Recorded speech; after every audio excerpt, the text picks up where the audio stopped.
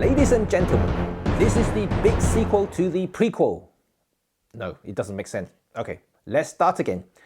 This is the review of the Pergear's 35mm 1.6 MC's bigger brother, the 50mm 1.8 HD MC.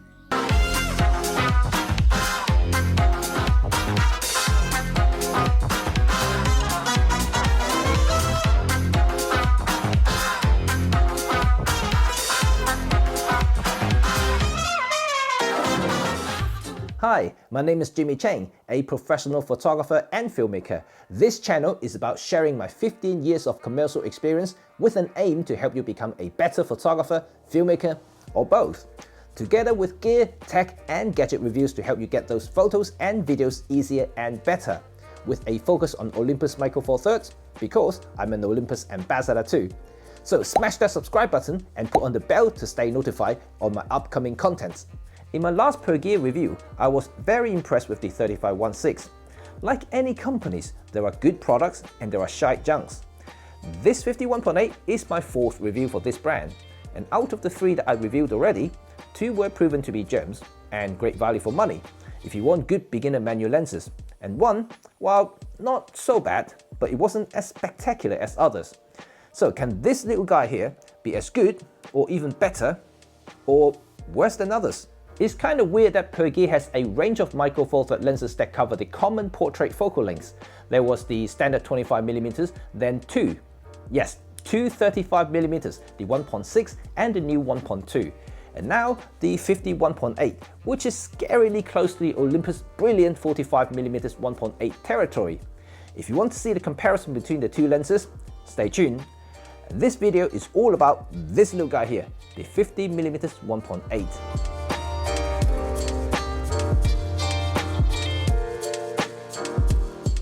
First, let's have a look at the appearance of this 51.8. It's rather un-Pergear-like. It certainly looks different to any other Pergear lenses I've tested so far. The most obvious omission is the bright shiny chrome ring at the front of the lens and also the pronounced focusing ring.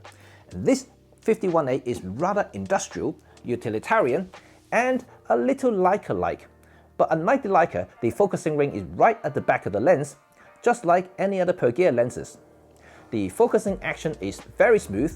I will call it the now Pergear standard smoothness. One thing I noticed is that the rotational friction is very consistent with all the Pergear lenses. Consistency is good, especially from a quality control point of view. Then the aperture ring is, quite smooth, and also Pergear standard clickless. Once again, the whole lens is made of glass and metal, all for the, now Pergear standard low price at $79 US. And look at this, and I start to think that I'm overpaying a lot of stuff, and one word, I'm impressed for the price.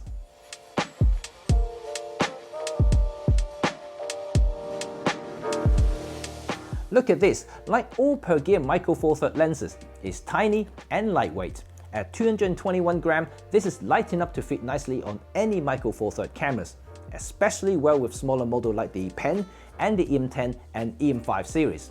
It feels right at home and balances well. Like most manual focus lenses, the closest focusing distance is 38 cm, and once you set the eyepiece correctly, you can achieve some pretty nice close-up photos too, though just not as close as any autofocus equivalent. The focus throw is long, and something that depends on your application. If you're a portrait guide, for instance, or someone who utilizes this focal length for some static subjects, then long throw is pretty good for precise focusing. But if you want to work fast like shooting on the street, then this may be a little cumbersome. Same thing goes with using this lens for video work, and I found that the focusing action is just a little too long for my liking. This 51.8 also employs open focus mechanism. It extends and retracts as you focus. Just be mindful of that.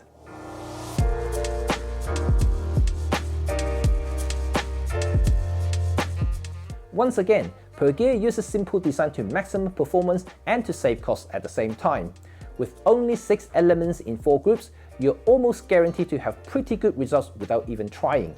But of course, I can't just tell you without any test shots. Here are some of my in-house lab tests. As you can see, the center sharpness is pretty impressive at 1.8, and it stays up until f8 before diffraction ruins your day at f16. Corner sharpness is a little soft at wide open, sharpens up at f2.8, and finally reaches optimal at 5.6.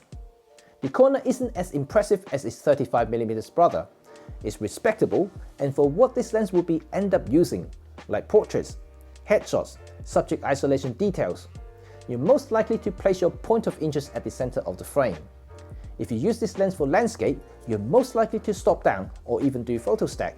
So that means any wide open corner defects wouldn't be a concern at all. Bokeh is very nice and it looks pretty vintage and old school, something that I think older film photographers like myself would definitely appreciate the general rendering from this lens. And yes, just like its smaller brother, flare is particularly a problem. If you are critical about flare-free images, then you should turn around now. I'm one of many photographers who love to shoot into the sun and force the lens to flare to create some romantic texture on the image. This 50-1.8 will be ideal for that kind of stuff. And of course, every photographer's priorities are different. You're best to decide whether a lens that flares like someone who just took too much drug, a good choice for you.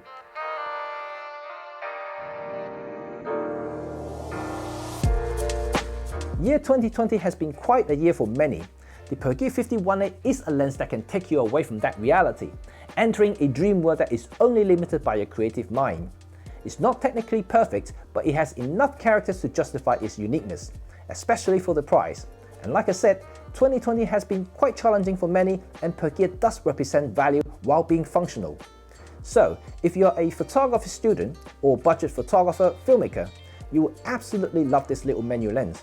It won't and it can't compete with high-end glasses, but Pergear never really tries to in the first place. It seems that they only care about one thing, making photography affordable once again, which as a photographer who wants to grow this precious community, I wouldn't disagree. So once again, I'm impressed with Pergear's offering, and if you haven't watched any of my Pergear's reviews, I'll put them in the description. And for the prequel of this video, the review of the cool 35-1.6, you can click it up there. That's it folks, I hope you enjoyed this episode and you know what to do now. Thumb if you like this video and sub if you want to support this channel and me. Peace!